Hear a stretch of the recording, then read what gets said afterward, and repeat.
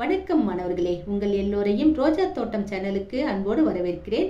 மாணவர்களே, மீனுவின் வண்டி பாடத்தில் கொடுக்கப்பட்டுள்ள புத்தக பயிற்சிகளுக்கான விடைகளை பார்த்து கொண்டு வருகிறோம். அதனுடைய தொடர்ச்சியை நாம் இந்த காணொளியில் பார்க்கலாம். சிந்தித்து விடையளிக்க. மீனு பள்ளிக்கு நடந்து சென்றாள். அவள் வீட்டு வயல் ஓரத்தில் பலாமரம் இருந்தது. அதில் பழங்கள் நிறைய இருந்தன. நாளை பறிக்கலாம் என நினைத்தாள். எந்த படம் இதுக்கு ஒத்து வரும்? உரிய படத்தை டிக் செய்கன்னு கொடுத்துருக்காங்க. முதல் படம் வருமா? மீனு பள்ளிக்கு நடந்து போறா. ஆமாம் போறா. அவள் வீட்டு வயல் ஓரத்தில் பலாமரம் இருந்தது. ஆமா இருக்குது. அதில் பழங்கள் நிறைய இருந்தன. பழமே காணுமே, அதனால இந்த படம் வராது. அடுத்த படம் பார்க்கலாமா? மீனு பள்ளிக்கு நடந்து சென்றாள். இல்லையே, அவ நடந்து போகலையே, சைக்கிள்ல போறாளே, ஆக இந்த படமும் வராது. கடைசி படம் பார்க்கலாமா? மீனு பள்ளிக்கு நடந்து சென்றாள். ஆமா நடந்து போறா. அவள் வீட்டு வயல் ஓரத்தில் பலாமரம் இருந்தது. ஆமா இருக்கு. அதில் பழங்கள் நிறைய இருந்தன. ஆமா பழமும் இருக்கு. நாளை பறிக்கலாம் என நினைத்தாள். ஆமா யோசிச்சுட்டு இருக்கா. இந்த படம் சரியான படம். டிக் போட்டுக்கலாம். அடுத்து பாருங்க, பின்பற்றி எழுதுக. மீனு விரும்பி செய்பவை: மிதிவண்டி ஓட்டுவேன், ஊரை சுற்றி பார்ப்பேன், நண்பர்களோடு விளையாடுவேன். இப்போ நான் விரும்பி செய்பவை, இந்த இடத்துல நீங்க என்ன விரும்பி செய்வீங்களோ அதை எழுதணும். ஒரு உதாரணத்துக்கு நான் சிலவற்றை தரேன். குச்சி படங்கள் வரைவேன், பூமாலை தொடுப்பேன், காகித கப்பல் செய்வேன், ஊஞ்சல் ஆடுவேன், பம்பரம் விளையாடுவேன். அடுத்தது பாருங்க, தொடர் அமைத்து கூறுக. நம்ம சொன்னா போதும், எழுத வேண்டாம். இங்க ஒரு படம் கொடுக்கப்பட்டிருக்கு. இந்த படத்தை பார்த்துட்டு தொடர் அமைத்து சொல்லணும். அதாவது சொற்றொடரா சொல்லணும். எப்படி சொல்லலாம்? குரங்கு மரத்தின் மேலே உள்ளது, கரடிக்குட்டி மரத்தின் கீழே உள்ளது, எலி கல்குகைக்கு உள்ளே உள்ளது, முயல் கல்குகைக்கு வெளியே உள்ளது, அணில் மரத்தின் மேலே ஏறுகிறது, பல்லி மரத்திலிருந்து இறங்குகிறது, பெரிய யானை நடந்து செல்கிறது, சிறிய பன்றி அதை பார்க்கிறது. இந்த மாதிரி உங்களுக்கு தோணின மாதிரி நீங்க பேசுங்க, தொடர் அமைத்து பேசுங்க. சரிங்களா? அதற்கடுத்து பாருங்க, எதிர்ச்சொற்கள் கொடுத்திருக்காங்க. ஆப்போசிட் வேர்ட்ஸ் என்னென்ன கொடுத்திருக்காங்க?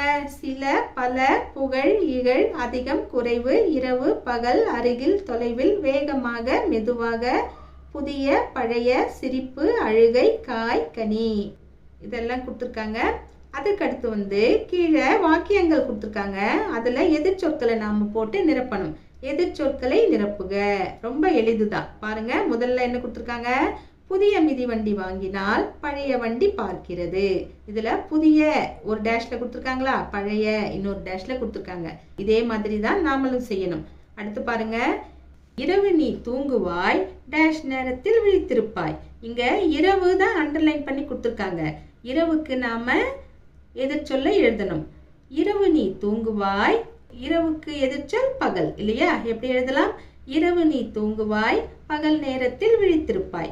அடுத்தது, மிதிவண்டியை வேகமாக ஓட்டினால் டேஷ் நிறுத்தினால். இங்க வேகமாக தான் அண்டர்லைன் பண்ணி கொடுத்துருக்காங்க. வேகமாக இதற்கு எதிர்ச்சொல் மெதுவாக. எப்படி எழுதலாம்? மிதிவண்டியை வேகமாக ஓட்டினால், மெதுவாக நிறுத்தினாள். கடைசி என்ன கொடுத்துருக்காங்க? விழுந்த போது வண்டிக்கு அழுகை வந்தது, மீனுவுக்கு டேஷ் வந்தது. அழுகை தான் இங்க அண்டர்லைன் பண்ணி கொடுத்துருக்காங்க. அழுகைக்கு ஆப்போசிட் சிரிப்பு இல்லையா? எப்படி எழுதலாம்? விழுந்த போது வண்டிக்கு அழுகை வந்தது, மீனுவுக்கு சிரிப்பு வந்தது. அடுத்தது, கற்றல் பயணம். படைப்பு நேரம் கொடுத்துருக்காங்க. மீனுவின் வண்டி பாடத்தின் கதையை கூறலாம்.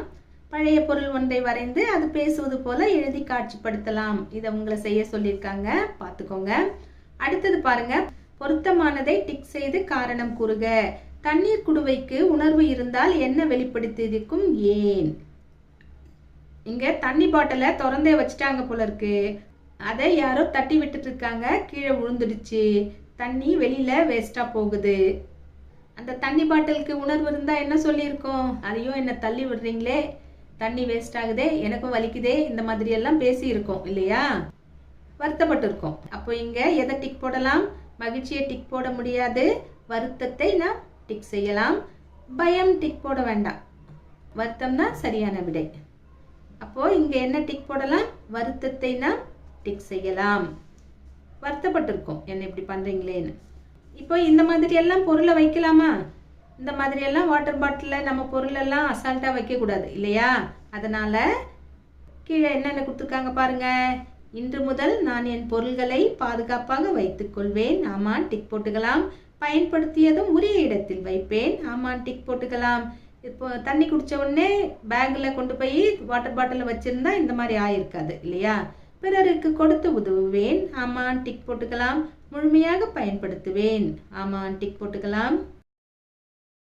மாணவர்களே, இன்று நாம் மீனுவின் வண்டி பாடத்தில் தரப்பட்ட புத்தக பயிற்சிகளுக்கான விடைகளை பார்த்தோம். நாம் வேறு பாடத்தோடு மீண்டும் சந்திக்கலாம். டாடா, பபாய்.